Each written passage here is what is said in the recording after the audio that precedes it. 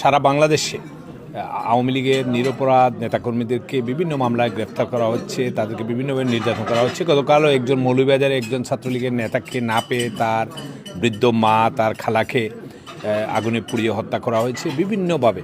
এবং আজকেও আমরা দেখেছি সময় টেলিভিশনে একটি নিউজ করেছে যে বাদী মামলা করেছেন উনি বলেছেন যে উনি মামলা করে নেই, বাদী বিবাদীকে ছিলেন। এভাবে লক্ষ লক্ষ মিথ্যা মামলা দিয়ে আমাদের নেতাকর্মীদের হয়রান করেছে। আমরা একটি জিনিস স্পষ্ট বলতে চাই যে আওয়ামী লীগ মুক্তিযুদ্ধের নেতৃত্ব দিয়েছে, সকল গণতান্ত্রিক আন্দোলনের নেতৃত্ব দিয়েছে এবং বাংলাদেশের যে উন্নয়ন সেই উন্নয়নের সাথে আওয়ামী লীগ জড়িত। তো ইনশাআল্লাহ আমাদের নেতাকর্মীরা আবার কার্যক্রম শুরু করবে এবং আগামী নির্বাচনে আওয়ামী লীগের নেতৃত্বে আমরা আশা করি নির্বাচনের মাধ্যমে বিজয়ী হয়ে আওয়ামী লীগের নেতৃত্বে আবার সরকার গঠন করব। ধন্যবাদ। আমি তো বর্তমানে আমি বলবো রানিং এমপি, কারণ আমাদের সংসদ তো ঘোষণা হয় নাই আইনগতভাবে।